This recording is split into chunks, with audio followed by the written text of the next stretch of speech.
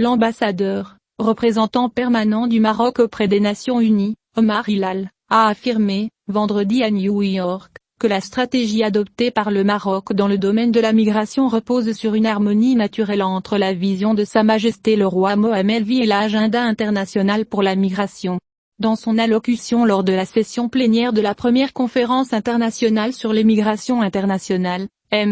Hilal a souligné que l'action du Maroc n'est ni circonstancielle ni occasionnelle. Au contraire, il établit une harmonie naturelle entre les principes et les attentes. Au cours de cette conférence consacrée à l'examen des progrès réalisés dans la mise en œuvre du Pacte mondial pour des migrations sûres, régulières et ordonnées, près de 4 ans après son adoption à Marrakech en 2018, l'ambassadeur a expliqué qu'il s'agit d'abord d'harmonie entre la vision de Sa Majesté le roi Mohammed V, qui allie responsabilité et humanité se reflète dans la stratégie nationale pour la migration et l'asile, et l'agenda international pour la migration fondé sur les mêmes valeurs. L'ambassadeur a également souligné la convergence existante entre la charte de Marrakech et l'agenda africain pour les migrations, que le Maroc s'emploie à promouvoir sous la direction avisée de Sa Majesté le roi en travaillant sur la question des migrations au sein de l'Union africaine, notant que les promesses de la charte et de l'agenda africain pour la migration sont complémentaires. Dans ce contexte, il a souligné que depuis lors, un modèle cohérent de vision et de conviction a émergé, rappelant un paragraphe du discours de Sa Majesté dans lequel Sa Majesté a déclaré « Nous travaillerons à promouvoir l'harmonie et la complémentarité entre l'engagement international, national et régional, dans le but d'améliorer et de réguler la migration plutôt que de la combattre. »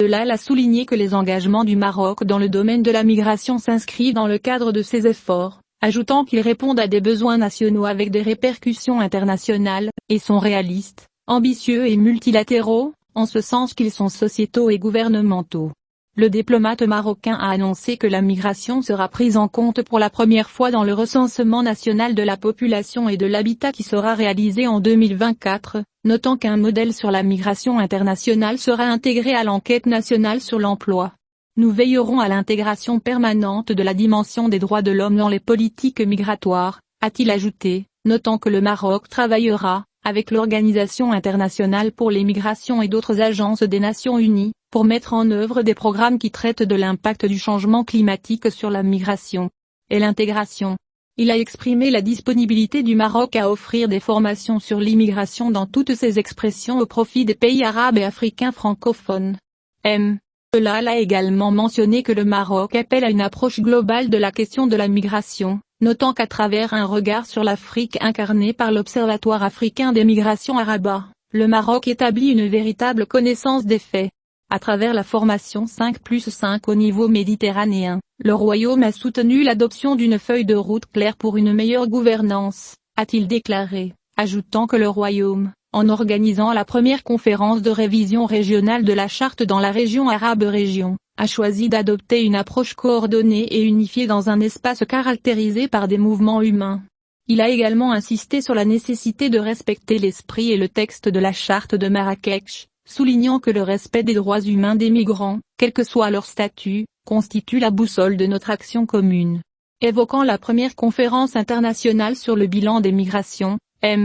Hilal a expliqué que cette rencontre est synonyme d'engagement multilatéral et le fruit de contributions successives basées sur la concertation, le partage et l'action, rappelant, à cet égard, la pertinence du rapport du secrétaire général des Nations Unies sur la mise en œuvre de la charte de Marrakech, qui a souligné le caractère inévitable de la mesure responsable et solidaire pour la question de l'immigration. Il a également souligné que l'organisation de rencontres régionales a permis d'allier adaptation et appropriation pour donner à la charte une dimension régionale forte, notant que l'adoption de la déclaration de Rabat pour les pays leaders dans le domaine de la migration a renforcé cette proposition. Il a déclaré, la première conférence internationale sur les migrations internationales, qui est un point de départ et un nouveau départ, constitue une occasion d'étudier les progrès réalisés dans la mise en œuvre de la charte de Marrakech, qui est la voie optimale pour notre action commune, notant que si l'engagement est nécessaire, la responsabilité individuelle des États n'est pas moins importante.